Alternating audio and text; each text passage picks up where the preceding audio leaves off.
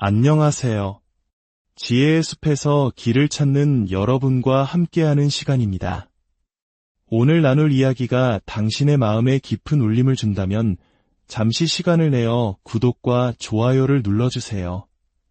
당신의 이 작은 행동이 자신만의 길을 찾으려는 더 많은 이들에게 용기를 주는 따뜻한 빛이 될 수 있습니다. 여러분의 삶에 늘 평화와 은총이 가득하기를 기원합니다. 우리의 삶에는 일이 힘들거나 잠이 부족해서 생기는 피로와는 다른 종류의 깊은 소진감이 있습니다. 그것은 바로 진정한 내가 아닌 다른 누군가로 살아가는 데서 오는 영혼의 탈진입니다. 매일 아침 우리는 사회가, 가족이 혹은 보이지 않는 규칙들이 우리에게 부여한 역할이라는 옷을 입습니다. 그렇게 하루하루를 보내다 보면 어느 날 문득 삶의 기반이 흔들리는 듯한 균열을 느끼게 됩니다. 요란한 소리를 내는 것은 아니지만 모든 것이 위태롭게 느껴지기엔 충분한 미세한 진동입니다. 한때는 달콤했던 성공의 맛이 더 이상 느껴지지 않고 관계는 멀어지며 내면 깊은 곳에서부터 끊임없이 무언가가 나를 부르는 소리가 메아리치기 시작합니다. 저명한 심리학자 칼 융은 모든 인간은 인생의 어느 시점에서 내면의 교차로에 서게 된다고 믿었습니다. 이미 짜여진 각본에 따라 계속 살아갈 것인가, 아니면 그 어떤 대가를 치르더라도 진정한 자기 자신이 되는 길, 즉 개성화의 여정을 시작할 것인가. 그렇다면 마침내 당신이 자기 자신을 선택했을 때 의식의 표면뿐만 아니라 무의식의 가장 깊은 곳에서는 과연 어떤 일이 일어날까요? 오늘 우리는 칼 융의 렌즈를 통해 우리를 올가매는 역할들을 인식하는 순간부터 당신의 진실이 살아 숨쉬는 상징으로 살아가는 그 순간까지 개성화의 여정을 함께 탐험해보고자 합니다. 그리고 당신은 그 선택이 이루어졌을 때 당신의 삶뿐만 아니라 당신을 둘러싼 세상까지 어떻게 변화하기 시작하는지 목격하게 될 것입니다. 하지만 이 여정은 동화가 아닙니다. 자신을 선택한다는 것은 상실을 받아들이고 평생 외면해왔던 진실과 마주하는 것을 의미합니다. 그러나 바로 그 순간 당신은 다른 어떤 것으로도 얻을 수 없는 종류의 자유와 힘을 발견하게 될 것입니다. 첫 번째, 우리는 어떻게 자기 자신을 선택하지 않고 살아왔는가? 현대인의 삶을 지배하는 조용한 역설이 있습니다. 우리 대부분은 스스로 자유롭게 선택하며 산다고 믿지만 실제로는 다른 누군가가 쓴 이야기 속 등장인물로 살아가고 있다는 사실입니다. 마치 자신이 어떤 연극에 출연하는지도 모른 채 무대에 오른 배우처럼 우리는 어린 시절부터 대사를 배우고 관객이 기대하는 표정을 연습합니다. 그리고 마침내 막이 내렸을 때 무대 뒤에 홀로 남아 자신이 누구인지조차 확신하지 못하는 자신을 발견하게 됩니다. 칼 융은 이것을 페르소나라고 불렀습니다. 군중 속에서 살아남기 위해 만들어진 사회적 가면이지만 점차 우리를 가두는 감옥이 되어버리는 그것 말입니다. 우리는 아주 어릴 때부터 사랑받고 인정받기 위해 자신을 맞춰가는 법을 배웁니다. 부모님을 자랑스럽게 하는 착한 아이였다면 올바른 행동을 해야만 사랑받을 수 있다고 학습합니다. 남자는 우는 게 아니야, 혹은 여자는 얌전해야 해라는 말 때문에 눈물을 숨겨왔다면 감정을 깊숙이 묻어버리는 법을 배웁니다. 그럴 때마다 누군가가 조각칼을 들고 타인의 기준에 맞는 아름다운 조각상을 만들기 위해 원석의 조각들을 떼어내듯 우리 영혼의 일부는 조금씩 깎여나갔습니다. 우리 마음 속에는 암묵적인 각본이 새겨집니다. 기대에 부응하면 사랑받을 것이다. 남을 기쁘게 하면 안전할 것이다. 하지만 그 안전함 속에서 당신의 진정한 자아는 질식하고 맙니다. 마치 황금 새장에서 자란 새와 같습니다. 먹이도 충분하고 물도 넉넉하며 폭풍우를 두려워할 필요도 없죠. 하지만 당신은 결코 산 정상에서 부는 바람의 냄새를 맡거나 저 너머의 하늘이 얼마나 광활한지 알지 못할 것입니다. 융은 우리가 거부하고 외면하는 자신의 일부를 그림자라고 불렀습니다. 그는 그림자를 파괴해야 할 적으로 보지 않았습니다. 오히려 우리의 약점과 아직 발현되지 않은 잠재력을 모두 품고 있는 버려진 우리 존재의 또 다른 반쪽이라고 생각했죠. 문제는 우리가 자신을 선택하지 않을 때 삶의 주도권을 사회적 가면인 페르소나에게 넘겨주고 그림자를 무의식이라는 지하실로 추방해버린다는 것입니다. 그 어둠 속에서 그림자는 마치 방에 갇힌 아이처럼 언젠가 세상 밖으로 나와 인정받고 자신의 목소리를 듣고 알아주기를 갈망하며 머뭅니다. 무의식의 지하실은 결코 고요하지 않습니다. 당신은 모든 것을 통제하고 있다고 생각할지 모르지만 그림자는 항상 신호를 보낼 방법을 찾아냅니다. 때로는 설명할 수 없는 불안감의 형태로 나타납니다.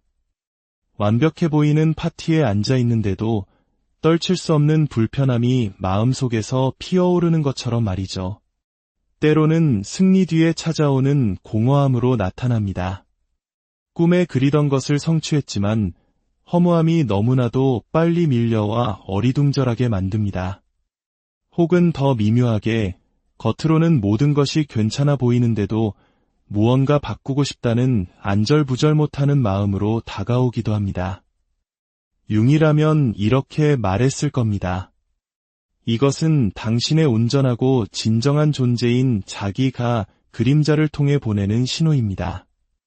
아직 살아보지 못한 당신의 진짜 모습이 남아있다고 상기시켜주는 것이죠. 이 신호들을 무시할수록 신호는 더욱 강해지며 때로는 파괴적인 양상으로 변하기도 합니다. 너무 오랫동안 방치된 아이가 관심을 끌기 위해 물건을 부수기 시작하는 것처럼 말입니다. 아기가 있어서가 아니라 그것이 눈에 띄는 유일한 방법이기 때문이죠.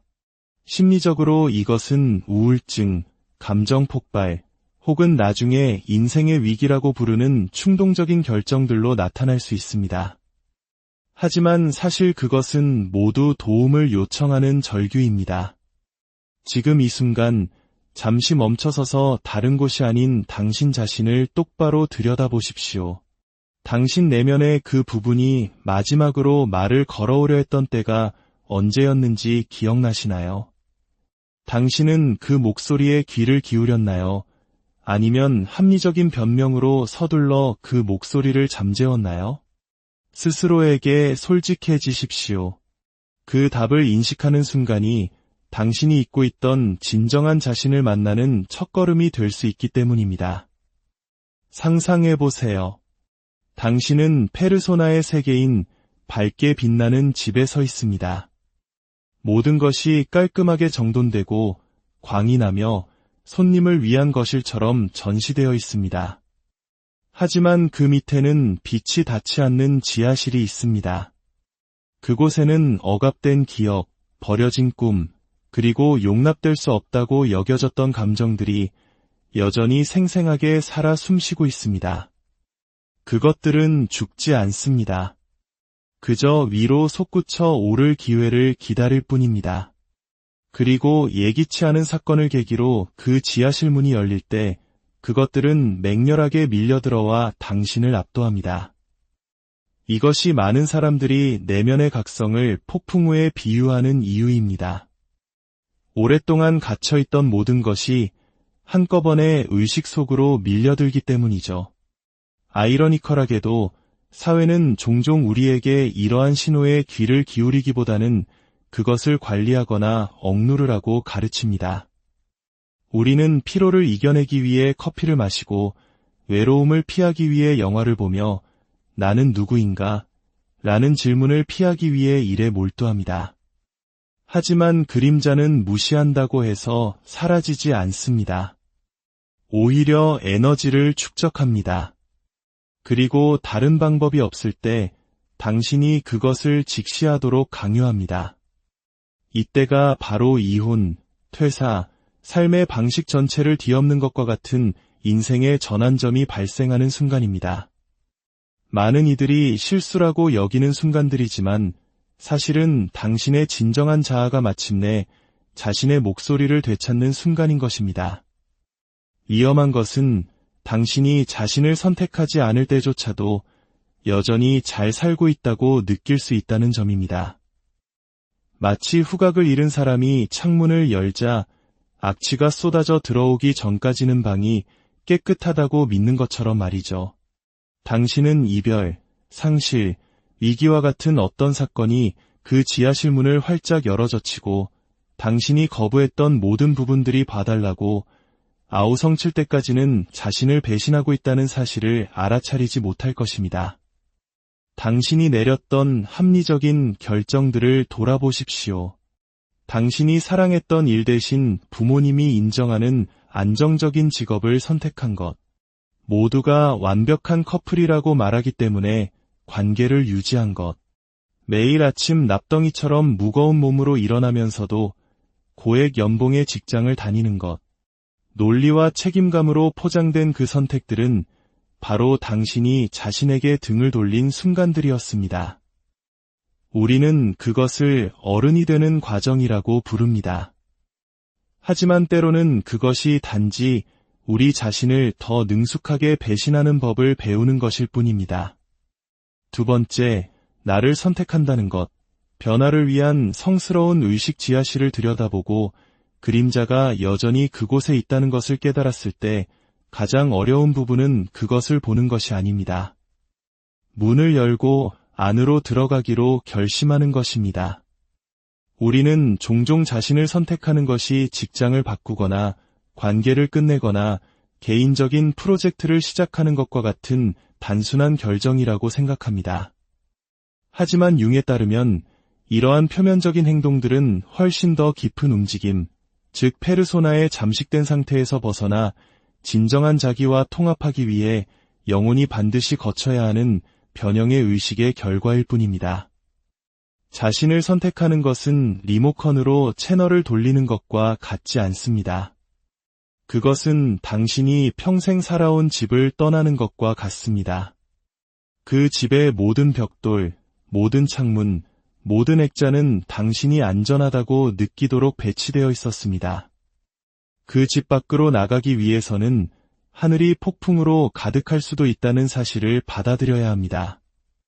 하지만 바로 그 하늘이 당신에게 진정한 새벽을 목격할 기회를 주는 곳이기도 합니다.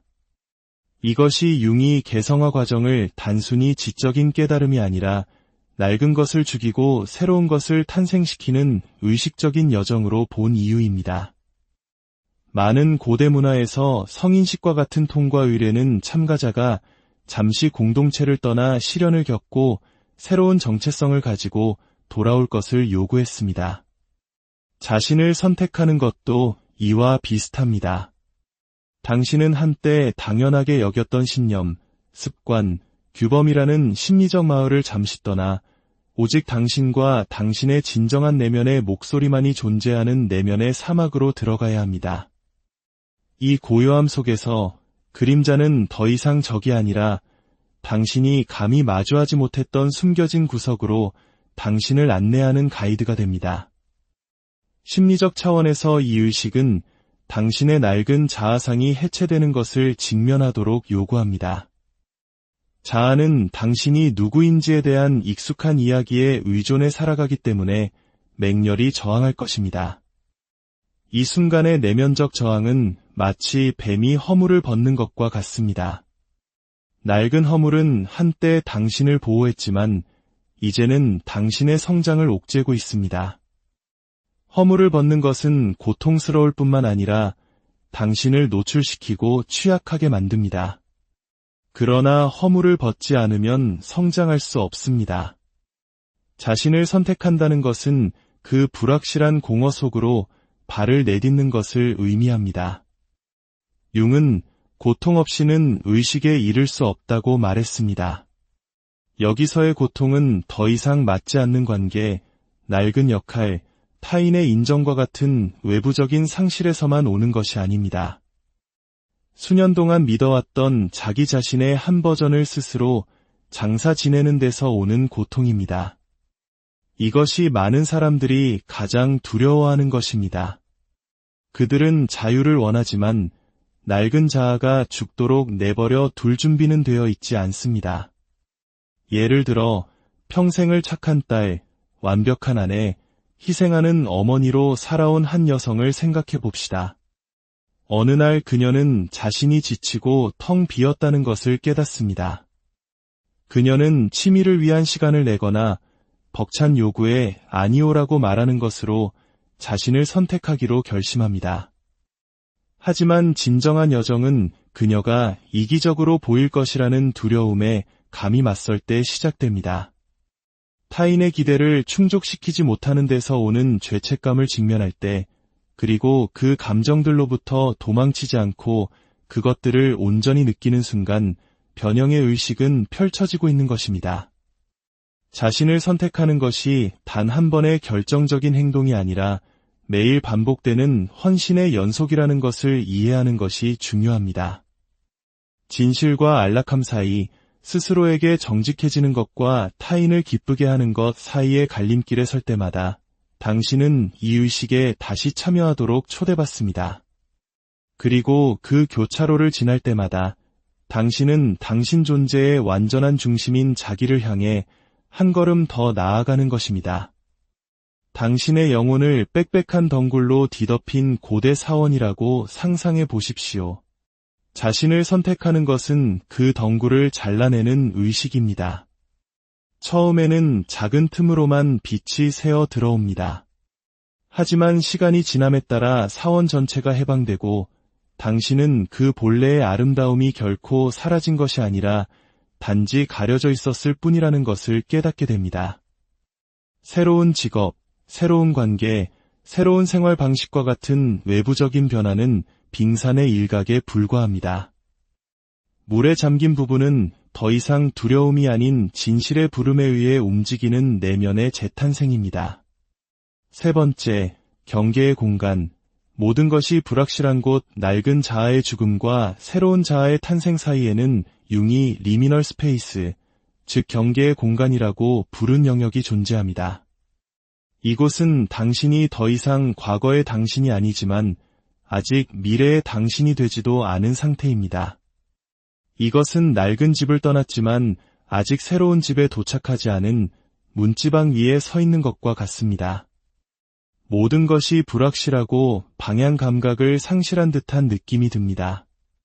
한때 당신의 정체성을 정의했던 역할들, 성실한 직원, 책임감 있는 가장은 더 이상 의미가 없고 새로운 역할은 아직 주어지지 않았습니다.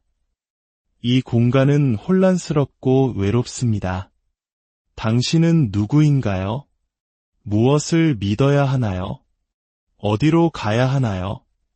명확한 답은 없습니다. 사회는 우리에게 A에서 B로 가는 직선 경로를 제시하지만 내면의 여정은 종종 이처럼 안개 낀 중간지대를 통과해야만 합니다.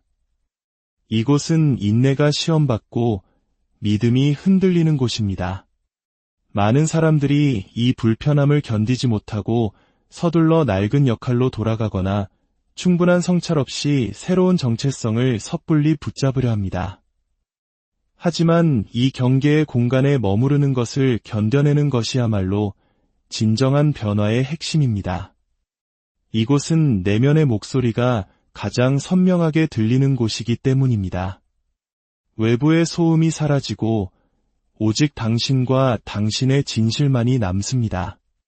마치 칠흑 같은 밤하늘에서 별이 가장 밝게 빛나는 것처럼 이 불확실성의 어둠 속에서 당신의 내면의 빛, 즉 자기가 모습을 드러내기 시작합니다. 이 기간 동안 당신은 마치 아무것도 아닌 존재가 된 것처럼 느낄 수 있습니다. 소속감도 명확한 목표도 없이 표류하는 듯합니다. 하지만 역설적으로 아무것도 아니게 될 때 비로소 모든 것이 될 수 있는 가능성이 열립니다. 더 이상 외부의 정의에 얽매이지 않기 때문에 당신은 내면에서 우러나오는 진정한 가능성을 탐색할 수 있는 자유를 얻게 됩니다. 이 경계의 공간을 항해하는 것은 지도 없이 바다를 건너는 것과 같습니다. 당신이 의지할 수 있는 것은 오직 내면의 나침반, 즉 당신의 직관과 진실된 느낌뿐입니다. 이 시간을 통해 당신은 외부의 인정이 아닌 내면의 권위에 의존하는 법을 배웁니다. 이것이 바로 심리적 독립의 시작입니다. 한때 당신을 두렵게 했던 불확실성은 더 이상 위협이 아니라 당신이 헤엄쳐 나가는 법을 배우는 강이 됩니다. 매일 당신은 강의 새로운 구비를 탐험할 수 있습니다. 때로는 잔잔하고 때로는 거칠지만 당신은 더 이상 휩쓸려 갈까 두려워하지 않습니다. 왜냐하면 이 움직임 자체가 바로 삶이라는 것을 알기 때문입니다. 네 번째, 마침내 온전한 자신, 그리고 세상과 만나다 경계의 공간을 떠나면서 당신은 이상한 느낌을 함께 가지고 나옵니다. 그 어느 때보다 작아진 동시에 그 어느 때보다 광대해진 느낌입니다. 작아진 이유는 당신이 거대한 생명의 직물 속 아주 작은 일부에 불과하다는 것을 깨달았기 때문입니다. 광대해진 이유는 그 작은 일부 안에 직물 전체가 담겨 있다는 것을 보았기 때문입니다. 이것이 바로 융이 자기와의 통합이라고 부른 순간입니다. 개인의 자아가 우주의 중심이 되려는 시도를 멈추고 대신 더 위대한 살아있는 전체 안에서 자신의 자연스러운 자리를 찾는 순간입니다. 가장 깊은 의미에서 자신을 선택하는 것은 결코 이기적인 행동이 아니었습니다. 오히려 그것은 개인적인 것을 넘어 융이 집단 무의식이라고 부른 창의성, 직관, 지혜의 원천과 연결되는 문을 여는 행위였습니다. 페르소나가 무너지고 그림자가 통합되었을 때 당신은 더 이상 방어적인 장벽의 좁은 틈으로 세상을 보지 않습니다. 당신 안의 모든 부분, 즉 빛과 어둠, 의식과 무의식이 서로 대화하고 교감하기 시작하는 중심에서부터 세상을 보기 시작합니다. 오랫동안 조율이 맞지 않았던 악기가 마침내 다시 조율되는 것과 같습니다. 이전에는 각현이 다른 장력으로 당겨져 거칠거나 불협화음을 냈습니다. 하지만 모든 것이 정렬되었을 때 그 악기는 단순히 자신의 음을 내는데 그치지 않고 오케스트라 전체의 교향곡과 조화를 이룹니다. 당신은 여전히 당신이지만 당신의 소리는 이제 다른 사람들의 멜로디를 지지하고 또 지지받습니다. 여기에는 역설이 있습니다. 페르소나 안에서 살 때는 잘 어울리고 있다고 생각하지만 그 연결은 거짓된 이미지에 기반하기 때문에 실제로는 고립되어 있습니다. 자신을 선택하면 고립을 예상할 수 있지만 대신 가장 깊은 연결을 경험하기 시작합니다. 역할이 아닌 진정한 존재의 뿌리를 둔 연결 말입니다. 심리적으로 당신이 자기에 닿을 때 당신은 또한 수천 년 동안 존재해온 이미지, 상징, 원형의 영역인 집단 무의식에도 닿게 됩니다. 이것이 당신이 진정성 있게 살아갈 때 애쓰지 않아도 다른 사람들에게 영감을 줄 수 있는 이유입니다. 당신은 구호로 영감을 주는 것이 아니라 살아있는 상징으로서 영감을 줍니다. 감히 자기 자신이 되려는 사람은 자신을 해방시킬 뿐만 아니라 무의식적으로 다른 사람들도 그렇게 하도록 허락합니다. 어느 시골 마을의 한 할머니 이야기가 이를 잘 보여줍니다. 평생을 가족을 위해 헌신하며 살아온 그녀는 자녀들이 모두 떠난 뒤 텅 빈 마당에서 깊은 공허함을 느꼈습니다. 어느 날 오후 그녀는 바쁜 시절의 희미한 꿈이었던 꽃씨 몇 봉지를 사와 마당에 심기 시작했습니다. 다음 해 그녀의 마당은 활짝 핀 꽃들로 가득 찼고 벌과 나비를 끌어들였으며 그 향기는 좁은 골목을 통해 퍼져나갔습니다. 곧 이웃들이 씨앗을 얻으러 왔고 그들도 자신의 마당에 꽃을 심었습니다. 얼마 지나지 않아 마을로 이어지는 길들은 형형색색의 꽃들로 물들었습니다. 그녀는 상도, 칭호도 받지 못했지만 매일 아침 꽃밭 사이에서 웃는 아이들을 보며 자신이 마을이라는 공동의 직물에 조용히 아름다운 실 한 올을 짜 넣었다는 것을 알았습니다.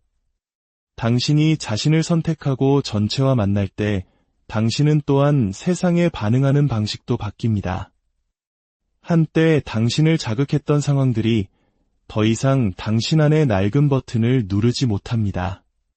당신이 누구이며 어디에 서 있는지 알기 때문입니다.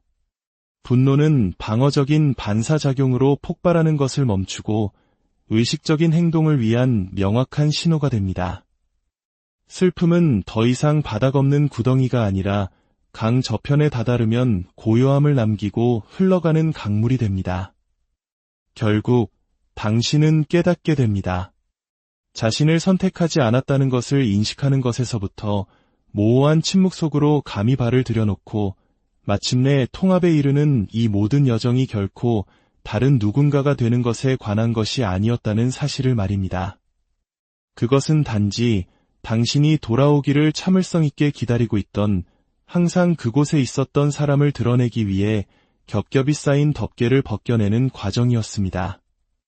그리고 마침내 당신이 진정한 자신에게로 돌아왔을 때 당신은 단지 자신만을 찾는 것이 아니라 당신의 바로 그 숨결 안에 안녕하세요. 지혜의 숲에서 길을 찾는 여러분과 함께하는 시간입니다.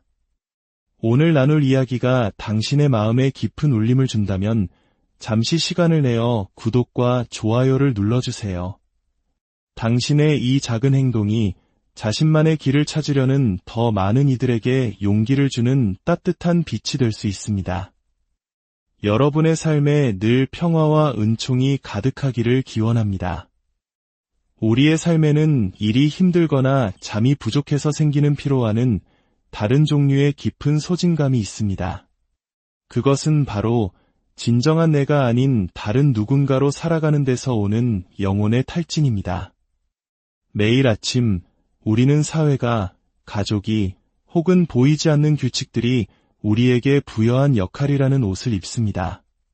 그렇게 하루하루를 보내다 보면 어느 날 문득 삶의 기반이 흔들리는 듯한 균열을 느끼게 됩니다. 요란한 소리를 내는 것은 아니지만 모든 것이 위태롭게 느껴지기엔 충분한 미세한 진동입니다. 한때는 달콤했던 성공의 맛이 더 이상 느껴지지 않고 관계는 멀어지며 내면 깊은 곳에서부터 끊임없이 무언가가 나를 부르는 소리가 메아리치기 시작합니다. 저명한 심리학자 칼 융은 모든 인간은 인생의 어느 시점에서 내면의 교차로에 서게 된다고 믿었습니다. 이미 짜여진 각본에 따라 계속 살아갈 것인가, 아니면 그 어떤 대가를 치르더라도 진정한 자기 자신이 되는 길, 즉 개성화의 여정을 시작할 것인가.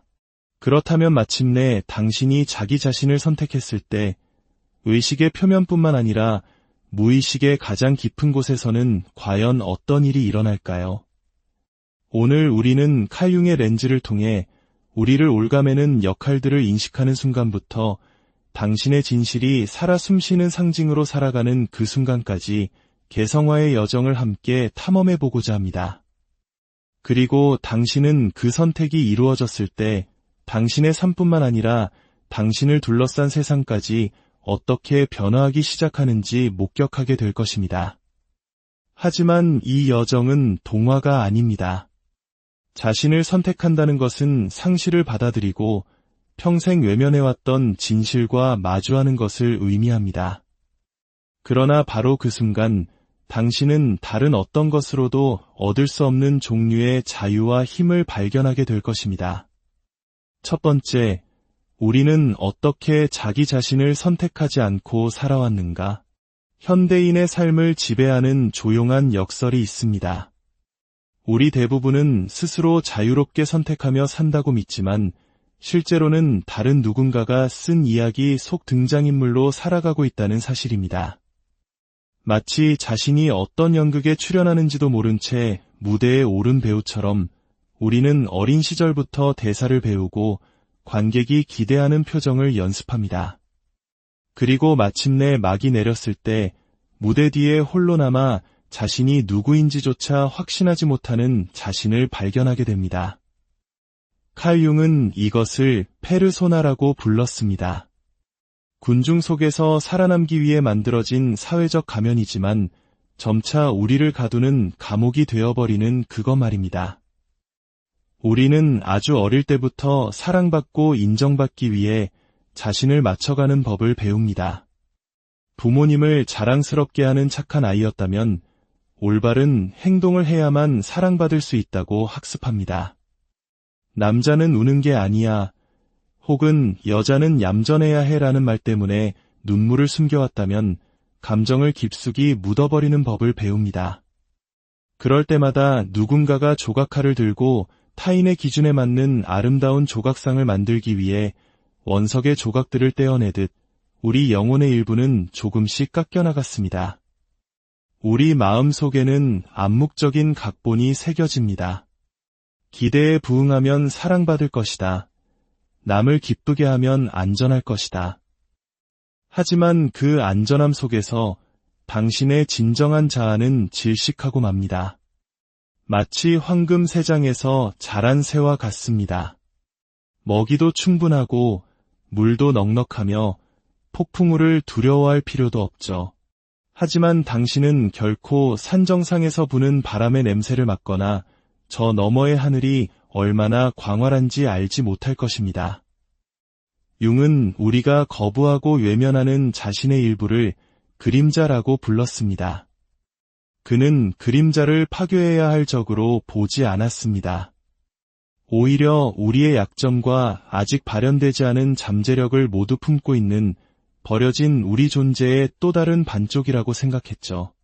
문제는 우리가 자신을 선택하지 않을 때 삶의 주도권을 사회적 가면인 페르소나에게 넘겨주고 그림자를 무의식이라는 지하실로 추방해버린다는 것입니다. 그 어둠 속에서 그림자는 마치 방에 갇힌 아이처럼 언젠가 세상 밖으로 나와 인정받고 자신의 목소리를 듣고 알아주기를 갈망하며 머뭅니다. 무의식의 지하실은 결코 고요하지 않습니다. 당신은 모든 것을 통제하고 있다고 생각할지 모르지만 그림자는 항상 신호를 보낼 방법을 찾아냅니다. 때로는 설명할 수 없는 불안감의 형태로 나타납니다. 완벽해 보이는 파티에 앉아 있는데도 떨칠 수 없는 불편함이 마음속에서 피어오르는 것처럼 말이죠. 때로는 승리 뒤에 찾아오는 공허함으로 나타납니다. 꿈에 그리던 것을 성취했지만 허무함이 너무나도 빨리 밀려와 어리둥절하게 만듭니다. 혹은 더 미묘하게 겉으로는 모든 것이 괜찮아 보이는데도 무언가 바꾸고 싶다는 안절부절 못하는 마음으로 다가오기도 합니다. 융이라면 이렇게 말했을 겁니다. 이것은 당신의 온전하고 진정한 존재인 자기가 그림자를 통해 보내는 신호입니다. 아직 살아보지 못한 당신의 진짜 모습이 남아있다고 상기시켜주는 것이죠. 이 신호들을 무시할수록 신호는 더욱 강해지며 때로는 파괴적인 양상으로 변하기도 합니다. 너무 오랫동안 방치된 아이가 관심을 끌기 위해 물건을 부수기 시작하는 것처럼 말입니다. 아기가 있어서가 아니라 그것이 눈에 띄는 유일한 방법이기 때문이죠. 심리적으로 이것은 우울증, 감정 폭발, 혹은 나중에 인생의 위기라고 부르는 충동적인 결정들로 나타날 수 있습니다. 하지만 사실 그것은 모두 도움을 요청하는 절규입니다. 지금 이 순간 잠시 멈춰서서 다른 곳이 아닌 당신 자신을 똑바로 들여다보십시오. 당신 내면의 그 부분이 마지막으로 말을 걸어오려 했던 때가 언제였는지 기억나시나요? 당신은 그 목소리에 귀를 기울였나요? 아니면 합리적인 변명으로 서둘러 그 목소리를 잠재웠나요? 스스로에게 솔직해지십시오. 그 답을 인식하는 순간이 당신이 잊고 있던 진정한 자신을 만나는 첫걸음이 될 수 있기 때문입니다. 상상해보세요. 당신은 페르소나의 세계인 밝게 빛나는 집에 서 있습니다. 모든 것이 깔끔하게 정돈되고 광이 나며 손님을 위한 거실처럼 전시되어 있습니다. 하지만 그 밑에는 빛이 닿지 않는 지하실이 있습니다. 그곳에는 억압된 기억, 버려진 꿈, 그리고 용납될 수 없다고 여겨졌던 감정들이 여전히 생생하게 살아 숨쉬고 있습니다. 그것들은 죽지 않습니다. 그저 위로 솟구쳐 오를 기회를 기다릴 뿐입니다. 그리고 예기치 않은 사건을 계기로 그 지하실 문이 열릴 때 그것들은 맹렬하게 밀려들어와 당신을 압도합니다. 이것이 많은 사람들이 내면의 각성을 폭풍 우에 비유하는 이유입니다. 오랫동안 갇혀있던 모든 것이 한꺼번에 의식 속으로 밀려들기 때문이죠. 아이러니컬하게도 사회는 종종 우리에게 이러한 신호에 귀를 기울이기보다는 그것을 관리하거나 억누르라고 가르칩니다. 우리는 피로를 이겨내기 위해 커피를 마시고 외로움을 피하기 위해 영화를 보며 나는 누구인가? 라는 질문을 피하기 위해 일에 몰두합니다. 하지만 그림자는 무시한다고 해서 사라지지 않습니다. 오히려 에너지를 축적합니다. 그리고 다른 방법이 없을 때 당신이 그것을 직시하도록 강요합니다. 이때가 바로 이혼, 퇴사, 삶의 방식 전체를 뒤엎는 것과 같은 인생의 전환점이 발생하는 순간입니다. 많은 이들이 실수라고 여기는 순간들이지만 사실은 당신의 진정한 자아가 마침내 자신의 목소리를 되찾는 순간인 것입니다. 위험한 것은 당신이 자신을 선택하지 않을 때조차도 여전히 잘 살고 있다고 느낄 수 있다는 점입니다. 마치 후각을 잃은 사람이 창문을 열자 악취가 쏟아져 들어오기 전까지는 방이 깨끗하다고 믿는 것처럼 말이죠.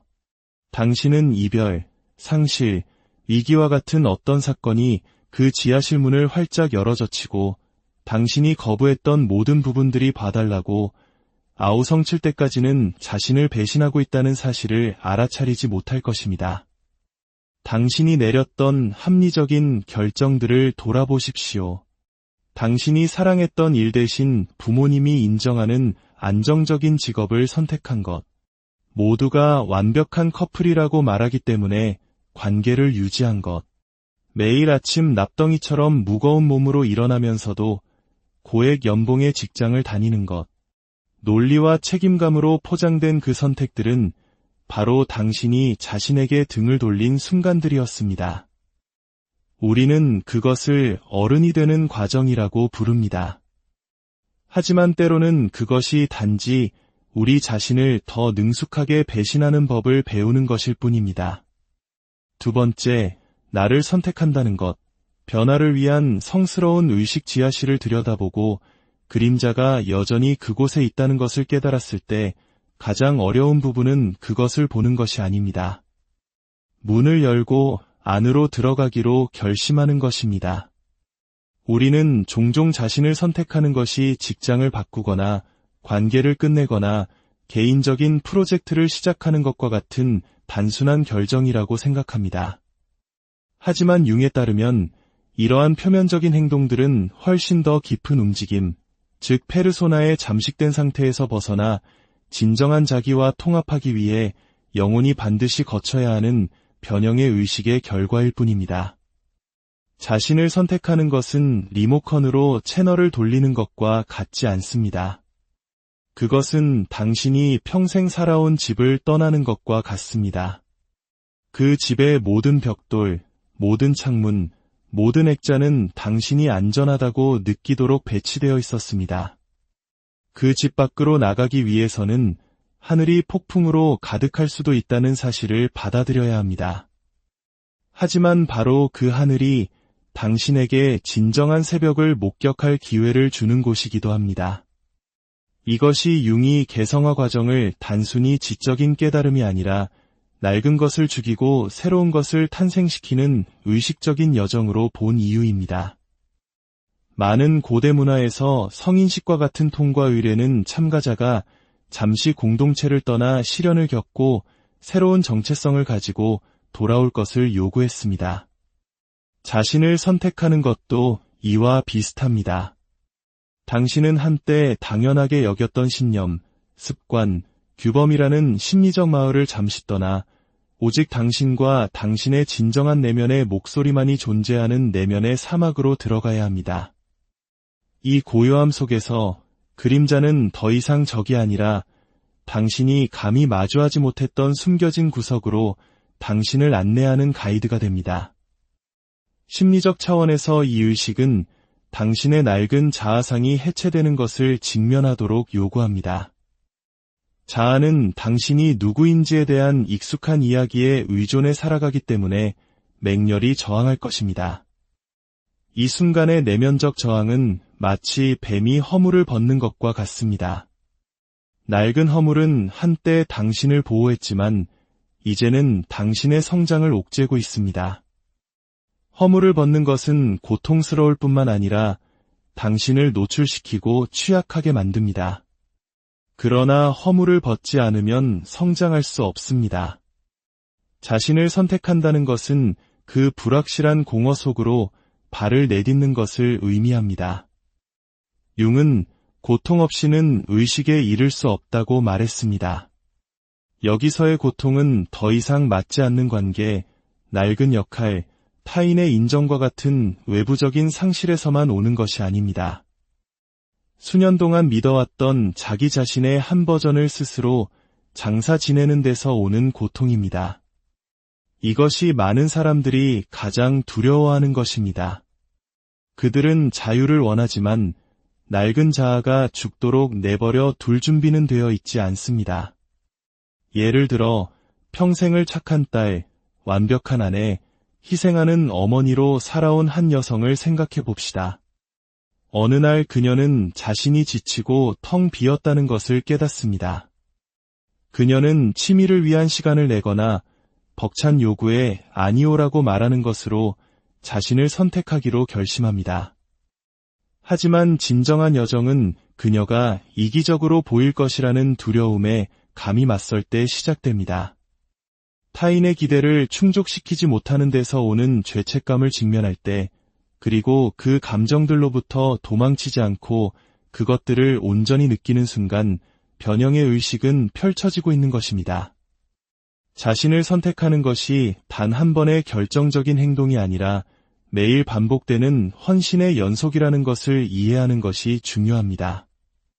진실과 안락함 사이, 스스로에게 정직해지는 것과 타인을 기쁘게 하는 것 사이의 갈림길에 설 때마다 당신은 이 의식에 다시 참여하도록 초대받습니다. 그리고 그 교차로를 지날 때마다 당신은 당신 존재의 완전한 중심인 자기를 향해 한 걸음 더 나아가는 것입니다.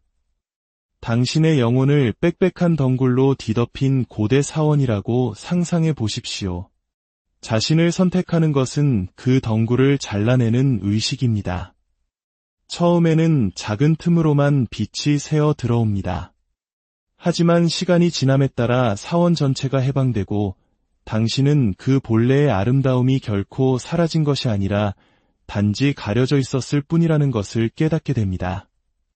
새로운 직업, 새로운 관계, 새로운 생활 방식과 같은 외부적인 변화는 빙산의 일각에 불과합니다. 물에 잠긴 부분은 더 이상 두려움이 아닌 진실의 부름에 의해 움직이는 내면의 재탄생입니다. 세 번째, 경계의 공간. 모든 것이 불확실한 곳, 낡은 자아의 죽음과 새로운 자아의 탄생 사이에는 융이 리미널 스페이스, 즉 경계의 공간이라고 부른 영역이 존재합니다. 이곳은 당신이 더 이상 과거의 당신이 아니지만 아직 미래의 당신이 되지도 않은 상태입니다. 이것은 낡은 집을 떠났지만 아직 새로운 집에 도착하지 않은 문지방 위에 서 있는 것과 같습니다.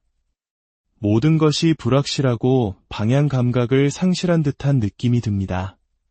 한때 당신의 정체성을 정의했던 역할들, 성실한 직원, 책임감 있는 가장은 더 이상 의미가 없고 새로운 역할은 아직 주어지지 않았습니다.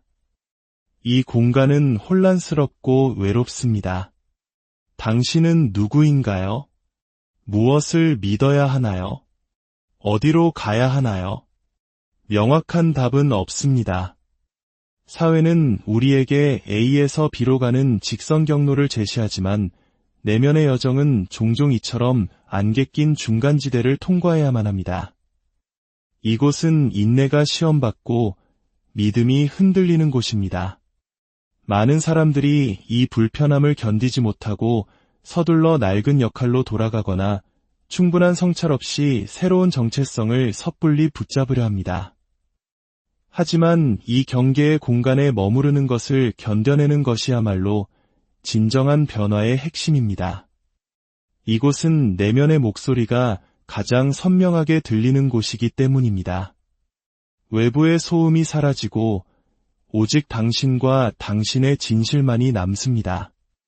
마치 칠흑 같은 밤하늘에서 별이 가장 밝게 빛나는 것처럼 이 불확실성의 어둠 속에서 당신의 내면의 빛, 즉 자기가 모습을 드러내기 시작합니다. 이 기간 동안 당신은 마치 아무것도 아닌 존재가 된 것처럼 느낄 수 있습니다. 소속감도 명확한 목표도 없이 표류하는 듯합니다. 하지만 역설적으로 아무것도 아니게 될 때 비로소 모든 것이 될 수 있는 가능성이 열립니다. 더 이상 외부의 정의에 얽매이지 않기 때문에 당신은 내면에서 우러나오는 진정한 가능성을 탐색할 수 있는 자유를 얻게 됩니다. 이 경계의 공간을 항해하는 것은 지도 없이 바다를 건너는 것과 같습니다. 당신이 의지할 수 있는 것은 오직 내면의 나침반, 즉 당신의 직관과 진실된 느낌뿐입니다.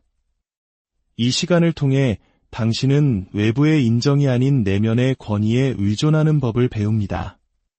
이것이 바로 심리적 독립의 시작입니다. 한때 당신을 두렵게 했던 불확실성은 더 이상 위협이 아니라 당신이 헤엄쳐 나가는 법을 배우는 강이 됩니다. 매일 당신은 강의 새로운 구비를 탐험할 수 있습니다. 때로는 잔잔하고 때로는 거칠지만 당신은 더 이상 휩쓸려 갈까 두려워하지 않습니다. 왜냐하면 이 움직임 자체가 바로 삶이라는 것을 알기 때문입니다. 네 번째, 마침내 온전한 자신, 그리고 세상과 만나다 경계의 공간을 떠나면서 당신은 이상한 느낌을 함께 가지고 나옵니다.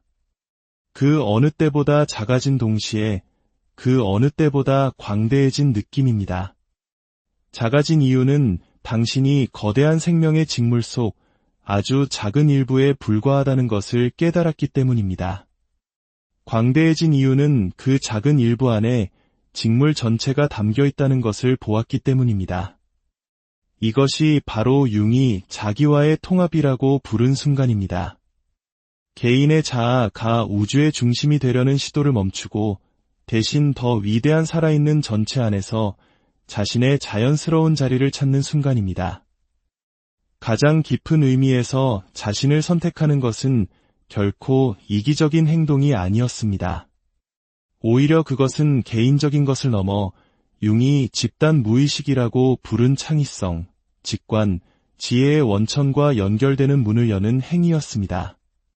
페르소나가 무너지고 그림자가 통합되었을 때 당신은 더 이상 방어적인 장벽의 좁은 틈으로 세상을 보지 않습니다.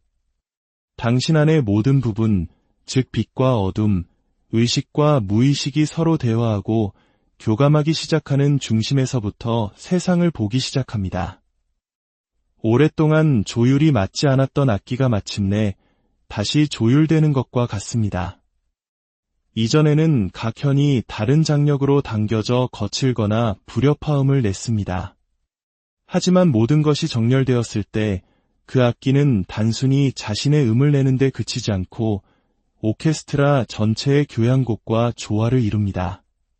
당신은 여전히 당신이지만 당신의 소리는 이제 다른 사람들의 멜로디를 지지하고 또 지지받습니다.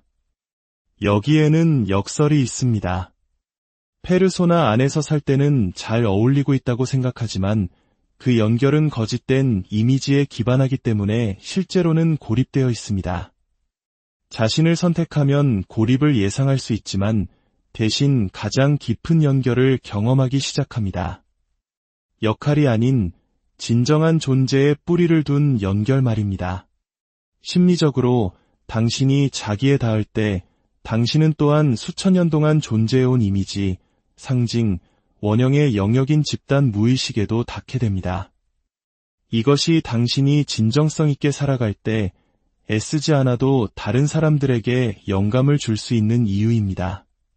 당신은 구호로 영감을 주는 것이 아니라 살아있는 상징으로서 영감을 줍니다. 감히 자기 자신이 되려는 사람은 자신을 해방시킬 뿐만 아니라 무의식적으로 다른 사람들도 그렇게 하도록 허락합니다. 어느 시골 마을의 한 할머니 이야기가 이를 잘 보여줍니다. 평생을 가족을 위해 헌신하며 살아온 그녀는 자녀들이 모두 떠난 뒤 텅 빈 마당에서 깊은 공허함을 느꼈습니다. 어느 날 오후 그녀는 바쁜 시절의 희미한 꿈이었던 꽃씨 몇 봉지를 사와 마당에 심기 시작했습니다. 다음 해 그녀의 마당은 활짝 핀 꽃들로 가득 찼고 벌과 나비를 끌어들였으며 그 향기는 좁은 골목을 통해 퍼져나갔습니다. 곧 이웃들이 씨앗을 얻으러 왔고 그들도 자신의 마당에 꽃을 심었습니다. 얼마 지나지 않아 마을로 이어지는 길들은 형형색색의 꽃들로 물들었습니다. 그녀는 상도 칭호도 받지 못했지만 매일 아침 꽃밭 사이에서 웃는 아이들을 보며 자신이 마을이라는 공동의 직물에 조용히 아름다운 실 한 올을 짜 넣었다는 것을 알았습니다. 당신이 자신을 선택하고 전체와 만날 때 당신은 또한 세상에 반응하는 방식도 바뀝니다. 한때 당신을 자극했던 상황들이 더 이상 당신 안의 낡은 버튼을 누르지 못합니다. 당신이 누구이며 어디에 서 있는지 알기 때문입니다. 분노는 방어적인 반사작용으로 폭발하는 것을 멈추고 의식적인 행동을 위한 명확한 신호가 됩니다. 슬픔은 더 이상 바닥 없는 구덩이가 아니라 강 저편에 다다르면 고요함을 남기고 흘러가는 강물이 됩니다. 결국 당신은 깨닫게 됩니다. 자신을 선택하지 않았다는 것을 인식하는 것에서부터 모호한 침묵 속으로 감히 발을 들여놓고 마침내 통합에 이르는 이 모든 여정이 결코 다른 누군가가 되는 것에 관한 것이 아니었다는 사실을 말입니다. 그것은 단지 당신이 돌아오기를 참을성 있게 기다리고 있던 항상 그곳에 있었던 사람을 드러내기 위해 겹겹이 쌓인 덮개를 벗겨내는 과정이었습니다. 그리고 마침내 당신이 진정한 자신에게로 돌아왔을 때 당신은 단지 자신만을 찾는 것이 아니라 당신의 바로 그 숨결 안에 안녕하세요. 지혜의 숲에서 길을 찾는 여러분과 함께하는 시간입니다. 오늘 나눌 이야기가 당신의 마음에 깊은 울림을 준다면 잠시 시간을 내어 구독과 좋아요를 눌러주세요. 당신의 이 작은 행동이 자신만의 길을 찾으려는 더 많은 이들에게 용기를 주는 따뜻한 빛이 될 수 있습니다. 여러분의 삶에 늘 평화와 은총이 가득하기를 기원합니다. 우리의 삶에는 일이 힘들거나 잠이 부족해서 생기는 피로와는 다른 종류의 깊은 소진감이 있습니다. 그것은 바로 진정한 내가 아닌 다른 누군가로 살아가는 데서 오는 영혼의 탈진입니다. 매일 아침 우리는 사회가, 가족이 혹은 보이지 않는 규칙들이 우리에게 부여한 역할이라는 옷을 입습니다.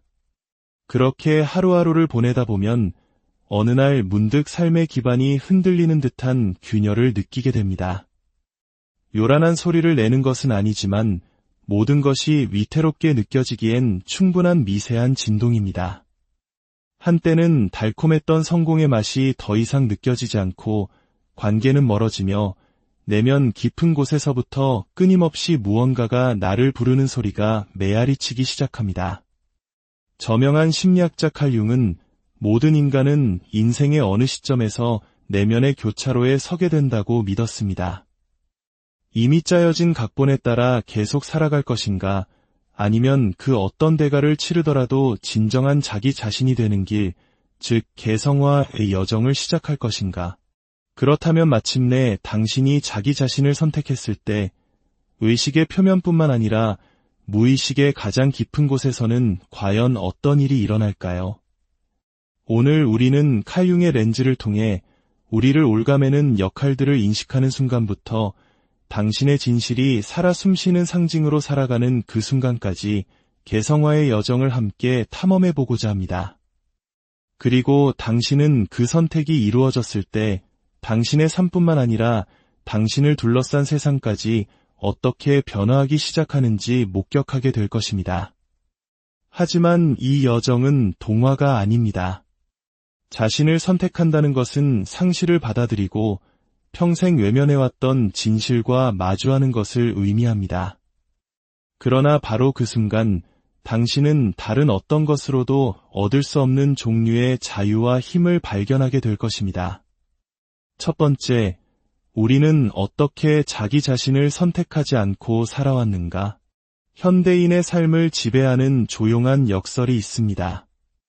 우리 대부분은 스스로 자유롭게 선택하며 산다고 믿지만 실제로는 다른 누군가가 쓴 이야기 속 등장인물로 살아가고 있다는 사실입니다. 마치 자신이 어떤 연극에 출연하는지도 모른 채 무대에 오른 배우처럼 우리는 어린 시절부터 대사를 배우고 관객이 기대하는 표정을 연습합니다. 그리고 마침내 막이 내렸을 때 무대 뒤에 홀로 남아 자신이 누구인지조차 확신하지 못하는 자신을 발견하게 됩니다. 칼 융은 이것을 페르소나라고 불렀습니다. 군중 속에서 살아남기 위해 만들어진 사회적 가면이지만 점차 우리를 가두는 감옥이 되어버리는 그것 말입니다. 우리는 아주 어릴 때부터 사랑받고 인정받기 위해 자신을 맞춰가는 법을 배웁니다. 부모님을 자랑스럽게 하는 착한 아이였다면 올바른 행동을 해야만 사랑받을 수 있다고 학습합니다. 남자는 우는 게 아니야, 혹은 여자는 얌전해야 해라는 말 때문에 눈물을 숨겨왔다면 감정을 깊숙이 묻어버리는 법을 배웁니다. 그럴 때마다 누군가가 조각칼을 들고 타인의 기준에 맞는 아름다운 조각상을 만들기 위해 원석의 조각들을 떼어내듯 우리 영혼의 일부는 조금씩 깎여나갔습니다. 우리 마음 속에는 암묵적인 각본이 새겨집니다. 기대에 부응하면 사랑받을 것이다. 남을 기쁘게 하면 안전할 것이다. 하지만 그 안전함 속에서 당신의 진정한 자아는 질식하고 맙니다. 마치 황금 새장에서 자란 새와 같습니다. 먹이도 충분하고 물도 넉넉하며 폭풍우를 두려워할 필요도 없죠. 하지만 당신은 결코 산 정상에서 부는 바람의 냄새를 맡거나 저 너머의 하늘이 얼마나 광활한지 알지 못할 것입니다. 융은 우리가 거부하고 외면하는 자신의 일부를 그림자라고 불렀습니다. 그는 그림자를 파괴해야 할 적으로 보지 않았습니다. 오히려 우리의 약점과 아직 발현되지 않은 잠재력을 모두 품고 있는 버려진 우리 존재의 또 다른 반쪽이라고 생각했죠. 문제는 우리가 자신을 선택하지 않을 때 삶의 주도권을 사회적 가면인 페르소나에게 넘겨주고 그림자를 무의식이라는 지하실로 추방해버린다는 것입니다. 그 어둠 속에서 그림자는 마치 방에 갇힌 아이처럼 언젠가 세상 밖으로 나와 인정받고 자신의 목소리를 듣고 알아주기를 갈망하며 머뭅니다. 무의식의 지하실은 결코 고요하지 않습니다. 당신은 모든 것을 통제하고 있다고 생각할지 모르지만 그림자는 항상 신호를 보낼 방법을 찾아냅니다. 때로는 설명할 수 없는 불안감의 형태로 나타납니다. 완벽해 보이는 파티에 앉아 있는데도 떨칠 수 없는 불편함이 마음속에서 피어오르는 것처럼 말이죠. 때로는 승리 뒤에 찾아오는 공허함으로 나타납니다. 꿈에 그리던 것을 성취했지만 허무함이 너무나도 빨리 밀려와 어리둥절하게 만듭니다. 혹은 더 미묘하게 겉으로는 모든 것이 괜찮아 보이는데도 무언가 바꾸고 싶다는 안절부절 못하는 마음으로 다가오기도 합니다. 융이라면 이렇게 말했을 겁니다. 이것은 당신의 온전하고 진정한 존재인 자기가 그림자를 통해 보내는 신호입니다. 아직 살아보지 못한 당신의 진짜 모습이 남아있다고 상기시켜주는 것이죠. 이 신호들을 무시할수록 신호는 더욱 강해지며 때로는 파괴적인 양상으로 변하기도 합니다. 너무 오랫동안 방치된 아이가 관심을 끌기 위해 물건을 부수기 시작하는 것처럼 말입니다. 아기가 있어서가 아니라 그것이 눈에 띄는 유일한 방법이기 때문이죠. 심리적으로 이것은 우울증, 감정 폭발, 혹은 나중에 인생의 위기라고 부르는 충동적인 결정들로 나타날 수 있습니다. 하지만 사실 그것은 모두 도움을 요청하는 절규입니다. 지금 이 순간 잠시 멈춰서서 다른 곳이 아닌 당신 자신을 똑바로 들여다보십시오. 당신 내면의 그 부분이